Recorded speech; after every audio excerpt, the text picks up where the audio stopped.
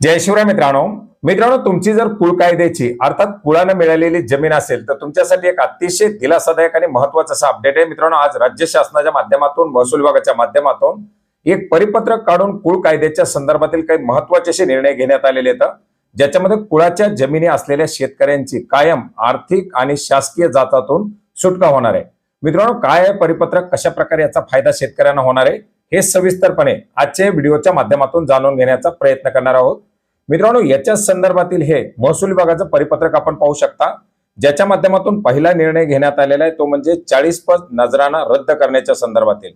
मित्रांनो, एकंदरीत आपण जर पाहिलं तर कुळाच्या ज्या जमिनी देण्यात आलेल्या आहेत या जमिनी 10 वर्षापेक्षा जास्त झाल्या आणि त्याचे जर पुढे खरेदी विक्रीचे व्यवहार करायचे असतील तर त्या व्यवहारासाठी 40 पट नजराना आकारला जात होता। आता 40 पट नजराना भरणं हे काही शेतकऱ्यांसाठी मोठी बाब नव्हती, परंतु हा नजराना जोपर्यंत भरला जात नाही तोपर्यंत या जमिनीचे कुठलेही व्यवहार करता येत नव्हते।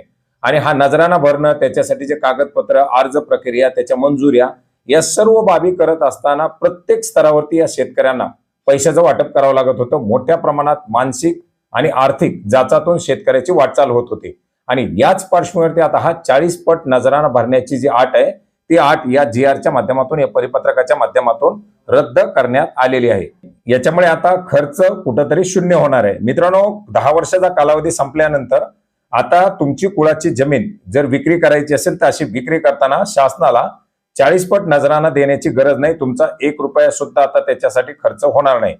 चलन भरणं, परवानग्या गोळा करणं, फाईल मंजूर करणं, त्याच्यासाठी मस्का पॉलिसी करणं, त्याच्यासाठी पुन्हा लाच देणं किंवा वारंवार कार्यालयाचे हेलपाटे मारणं, याच्यामधून आता पूर्णपणे सुट्टी मिळणार आहे आणि अतिशय फास्ट मध्ये आता हे कामं पुढे होणार आहेत।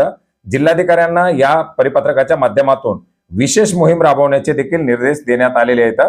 याचबरोबर आपण जर पाहिलं तर या जीआर मध्ये आणखी एक महत्त्वाचा असा मुद्दा आहे, जर ही कुळ कायद्याची जमीन बिगर शेतकरी व्यक्ती किंवा कंपनी औद्योगिक वापरासाठी खरेदी करत असेल तर आता सातबाराच्या इतर हक्कामध्ये त्याची नोंद करणं बंधनकारक होणार आहे।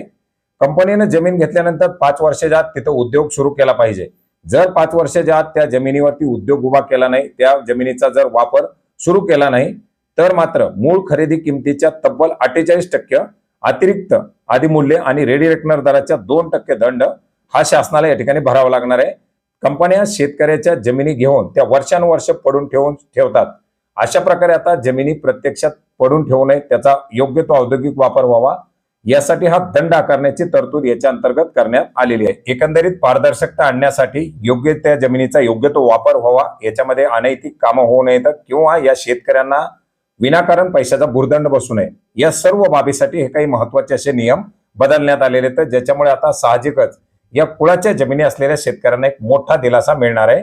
मित्रांनो, परिपत्रक आपण gr.maharashtra.gov.in या संकेतस्थळावरती डाउनलोड करू शकता। याची लिंक आपल्याला या व्हिडिओच्या डिस्क्रिप्शन बॉक्समध्ये सुद्धा देण्यात आलेली आहे।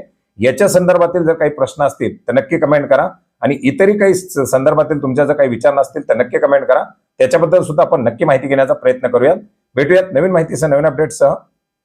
धन्यवाद।